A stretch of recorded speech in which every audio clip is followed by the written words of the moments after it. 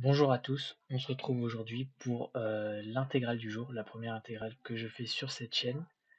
Je mettrai le lien du site en description que j'utilise, mais le concept, comme le nom l'indique, chaque jour il y a une nouvelle intégrale à faire. Donc aujourd'hui on a l'intégrale de e puissance x sur e puissance x plus 1 fois logarithme de e puissance x plus 1. Donc là un truc qui nous vient assez rapidement à l'esprit, c'est de poser un changement de variable avec du e puissance x dedans, parce que déjà on le retrouve ici et ici dans le logarithme. Et en plus, en haut, on voit qu'on pourra assez facilement transformer notre changement de variable e puissance x plus 1 en e puissance x en faisant juste moins 1. Donc, première idée, on va la faire. Donc, on pose u, ou plutôt t égale e puissance x plus 1. Voilà, donc j'ai juste pris t parce que je préfère la lettre, quoi. Donc, maintenant, t, c'est comme une fonction de x, quoi. Donc, si on dérive t par rapport à x, on obtient e puissance x plus 0, la dérivée de 1 c'est 0. Voilà, donc on a du coup dx, parce que quand même c'est cette différentielle là qu'on va vouloir exprimer.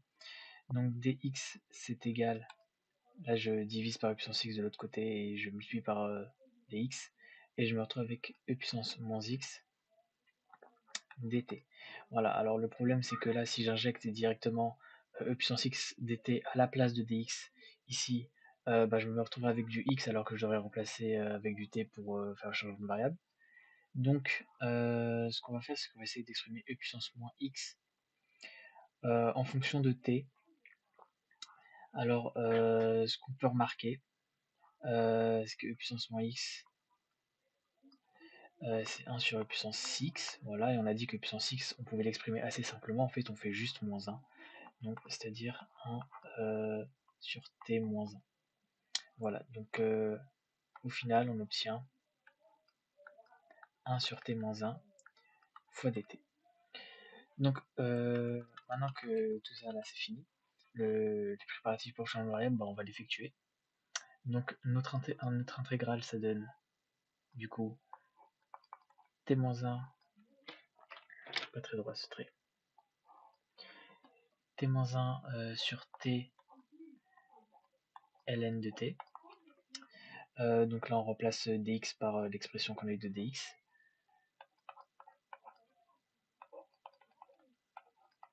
Voilà, donc là on remarque que les t-1 se sont annulés, donc en fait généralement ça veut dire qu'on est sur la bonne piste, quoi.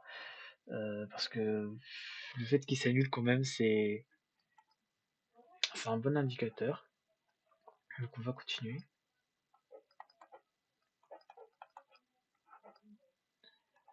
Voilà.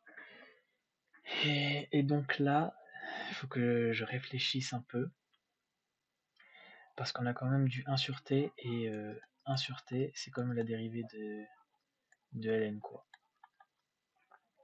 Donc en fait, on aurait du genre...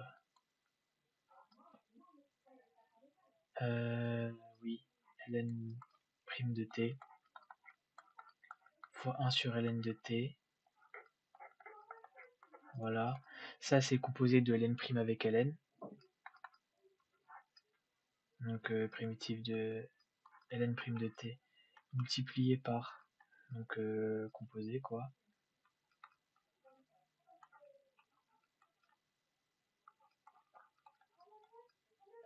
Ok, en fait c'est un très bon signe ça, parce que ça, si on utilise la règle de chaîne, la chaîne roule, on trouve que c'est la dérivée de ça. Et donc vu qu'on est sur une primitive, ça va juste partir, quoi.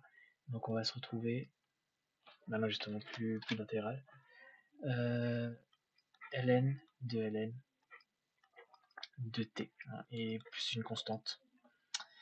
T, on remplace avec changement de variable, on obtient ln de 1 plus e puissance x, voilà, plus c.